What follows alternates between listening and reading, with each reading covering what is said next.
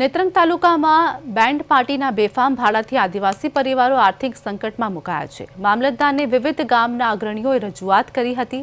ભરૂચ જિલ્લાના નેત્રંગ તાલુકામાં લગ્ન પ્રસંગો અને ધાર્મિક ઉત્સવમાં વગાડવામાં આવતી બેન્ડ પાર્ટીઓ દ્વારા વસૂલવામાં આવતી મસમોટી રકમ હવે ગરીબ આદિવાસી પરિવારો માટે માથાનો દુખાવો બની રહી છે।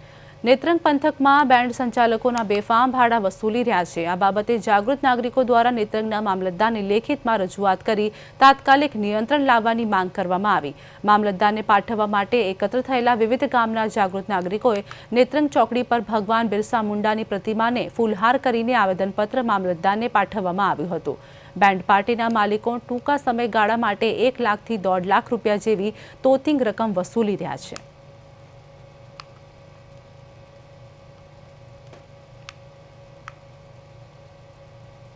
યુથ પાવર વાલિયા આજે જે એના નેત્રંગના સ્થાનિક આગેવાનોએ જે ઝુંબેશ ચલાવી છે કે બેન્ડ પાર્ટી બંધ થવી જોઈએ આપણા સમાજની અંદર, કેમ કે આ બેન્ડ પાર્ટીના લીધે ઘણું બધું આપણા સમાજને નુકસાન છે।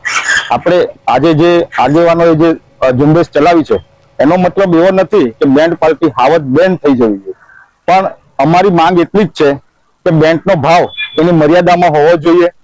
એની આ તમામ આગેવાનોએ આજે જે લડત શરૂઆત કરી છે એનો અમને યોગ્ય મળવું જોઈએ, અમને ન્યાય મળવો જોઈએ ને જેનાથી સમાજની અંદર એક બહુ જ ખરાબ પ્રકારનું દૂષણ ઘૂસેલું છે બેન્ડ પાર્ટીઓના લીધે।